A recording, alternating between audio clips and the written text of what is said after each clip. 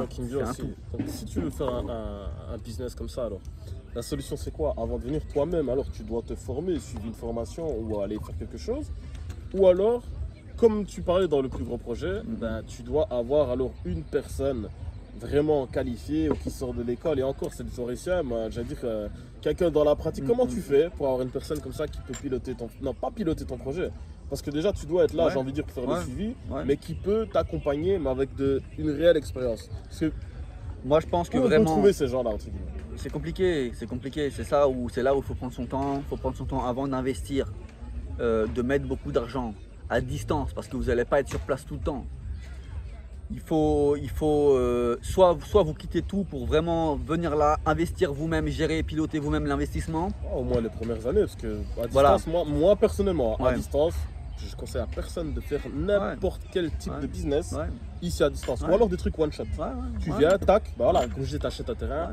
Un terrain, tu peux l'acheter en 2-3 semaines, bam bam, tu viens, tu fais tes papiers et tout. Là oui, d'accord.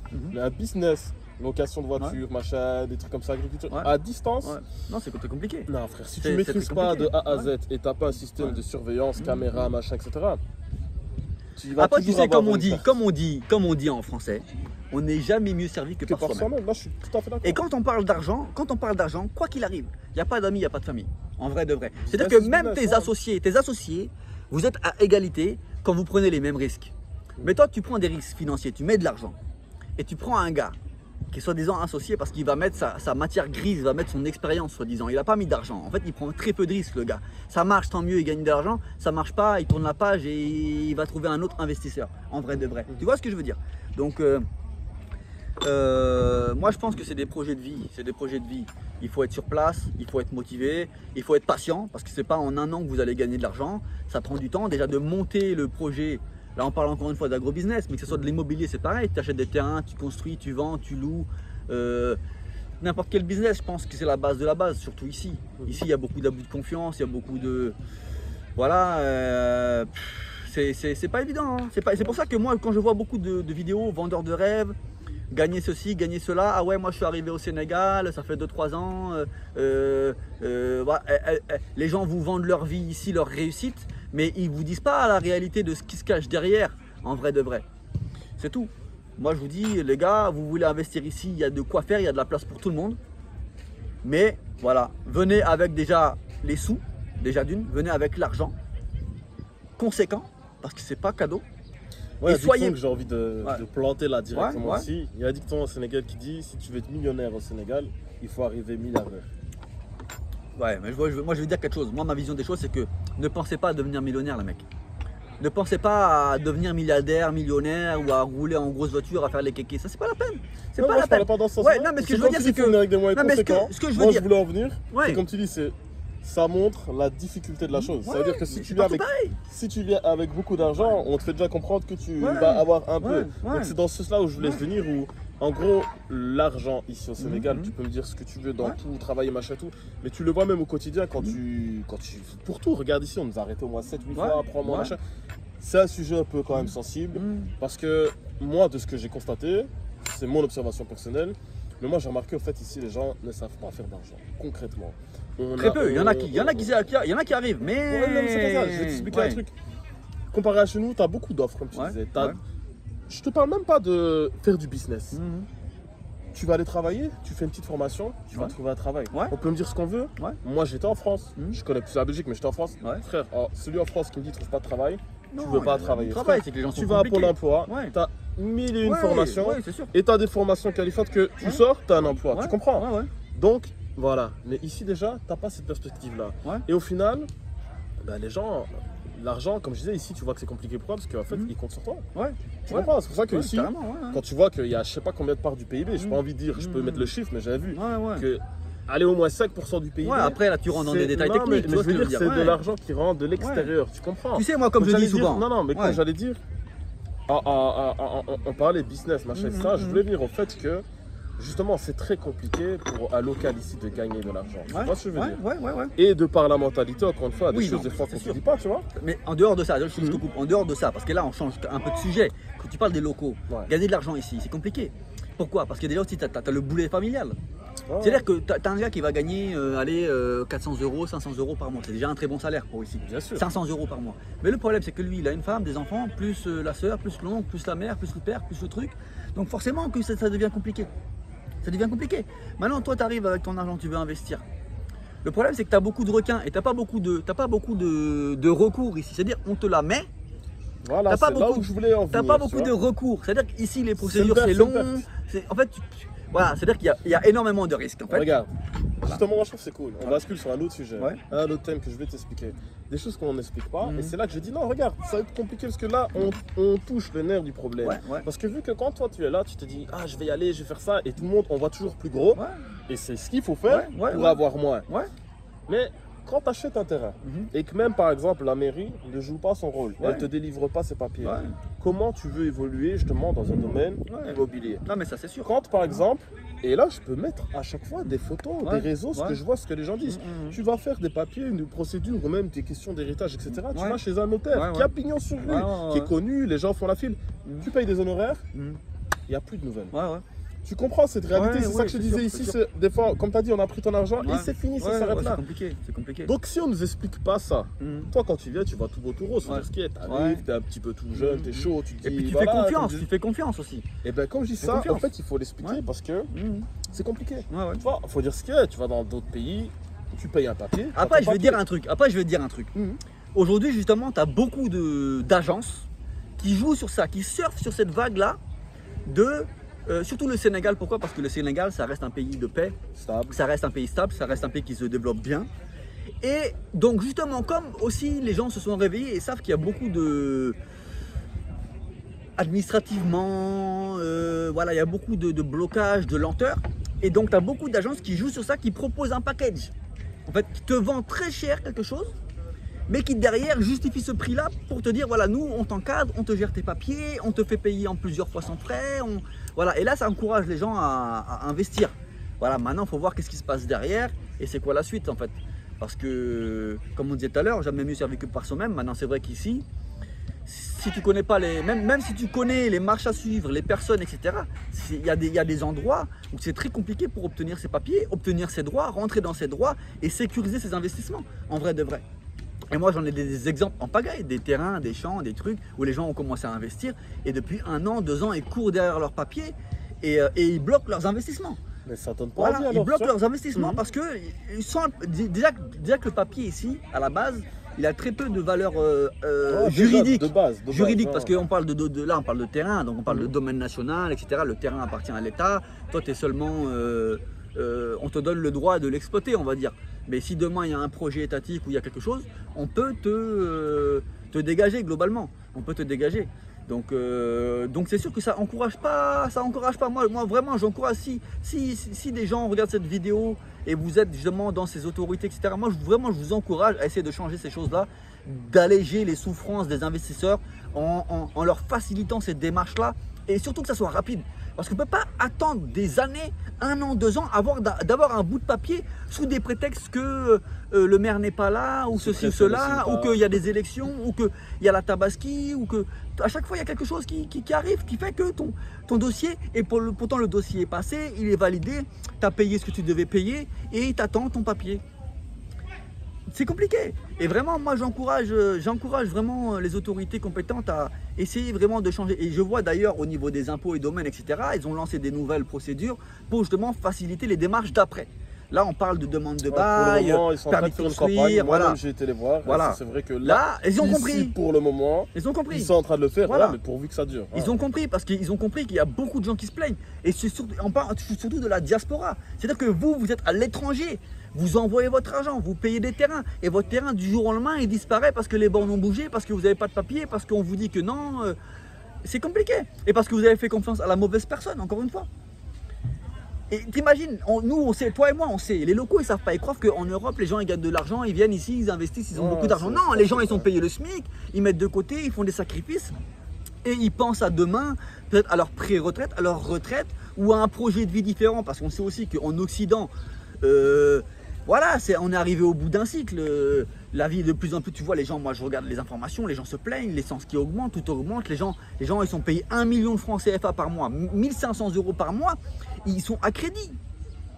Et il y a une réalité, c'est que les gens d'ici, ils voient la télé là-bas, ils voient les gens rouler en belle voiture, toute neuve. Mais ce qu'ils ne savent pas, la maison, le téléphone, le nouveau modèle, mais ils sont à crédit les gens. C'est-à-dire que tu es payé le 10 du mois, tu n'as plus rien parce que tu as payé toutes tes dettes et tous tes trucs et ta bouffe et tu manges rien. Non, bien sûr, c'est vrai. Et le reste, le petit reste qui te reste, tu te dis, bon, je vais l'investir au bled. Comme ça, demain, j'aurai une parcelle et puis pendant 10 ans, 15 ans, je vais essayer de construire une maison par étape.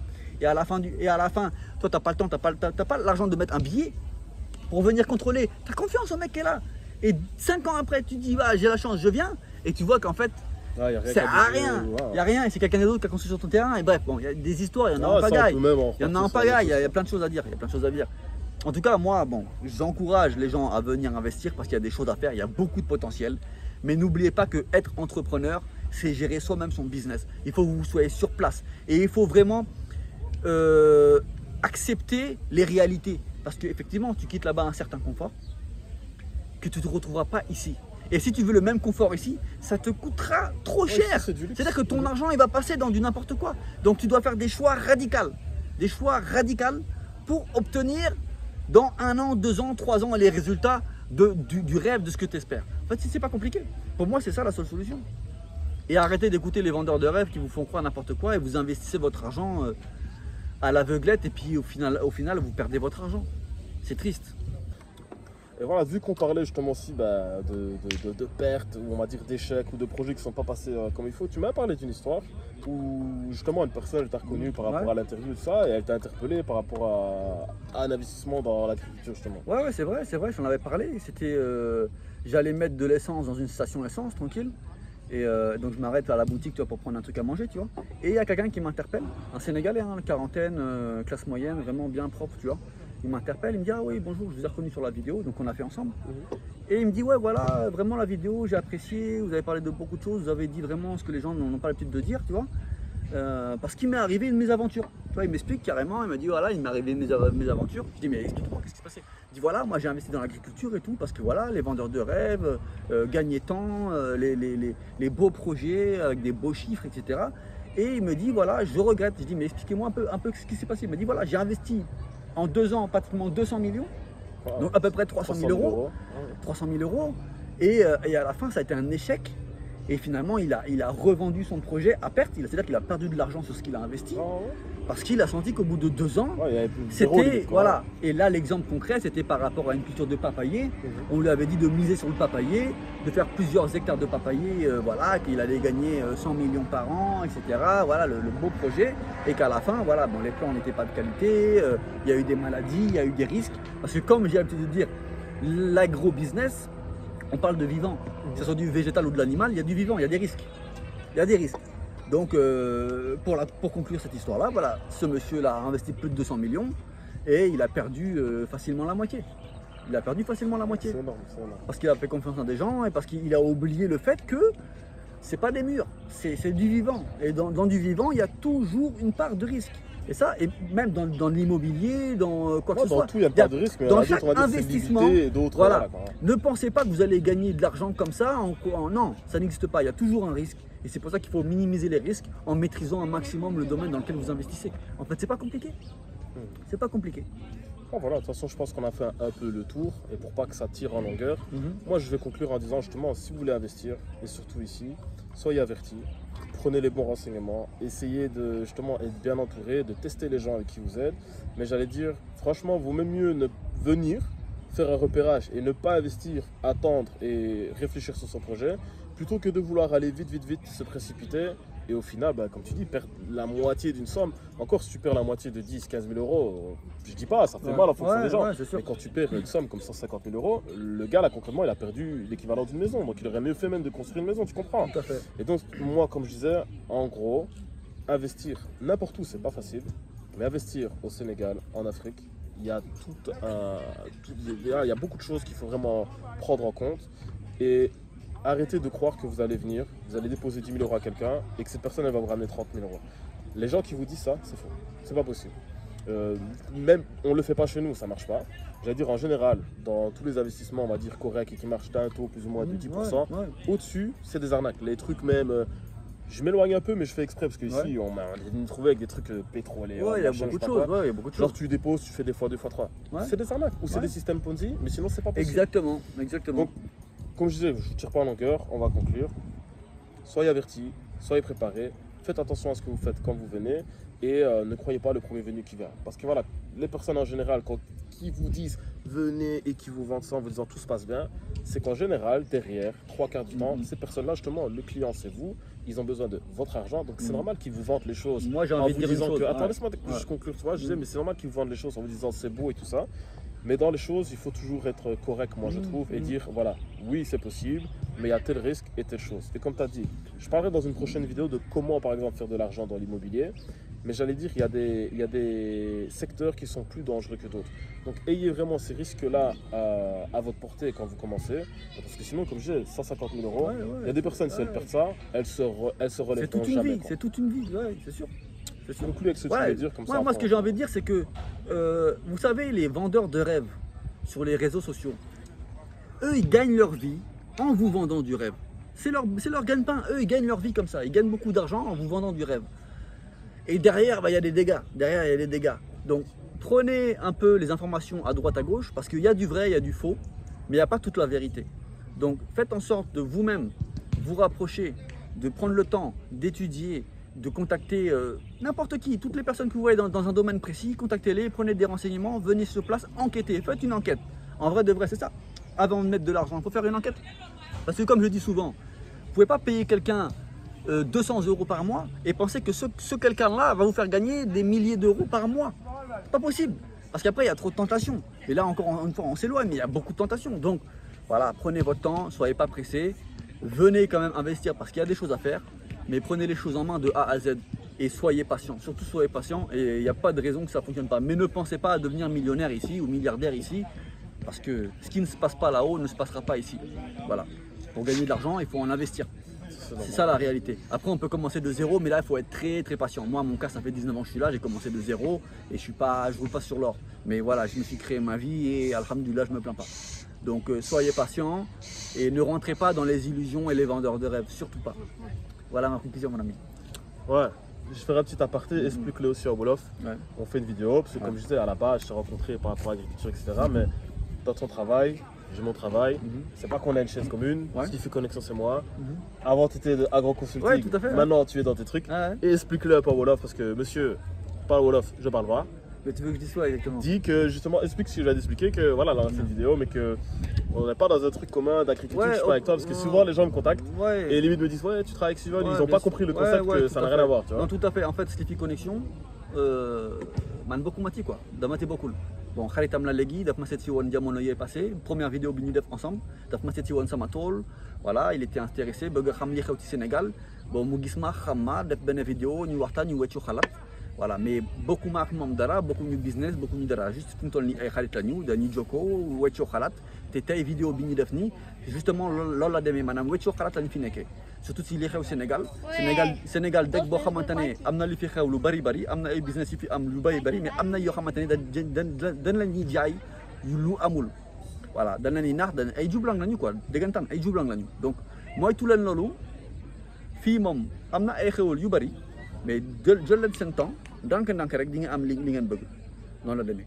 Donc pour conclure, voilà, Sleepy Connection, c'est une chaîne qui est là, qui est privée, le promoteur est là, il fait du très bon travail, d'ailleurs je te félicite parce que c'est comme ça qu'on va faire avancer les choses, c'est en essayant de dire au maximum les réalités, en tout cas nos réalités, parce que comme je dis aussi, il y a des gens qui ont eu des bonnes connexions, pour eux tout s'est bien passé, mais moi ce que je constate c'est qu'il y a beaucoup de gens qui me contactent et c'est pas leur cas. Voilà, c'est la déception, c'est beaucoup de choses. Moi, je dis gardez vraiment la positivité, battez-vous, parce que ce soit ici ou ailleurs, c'est partout pareil. Hein, il faut se battre pour survivre, c'est le monde actuel dans lequel on vit. Il n'y a rien cadeau, il n'y a rien gratuit, c'est des efforts perpétuels, c'est des sacrifices perpétuels, et c'est comme ça qu'on va y arriver. Maintenant, il faut savoir quelle vie on veut. Quelle vie on veut. Devenir riche, si c'est votre objectif, vous allez vous fatiguer. Mais si vous voulez vivre vraiment dans des conditions acceptables, en paix, écoutez, il y a tout à faire ici.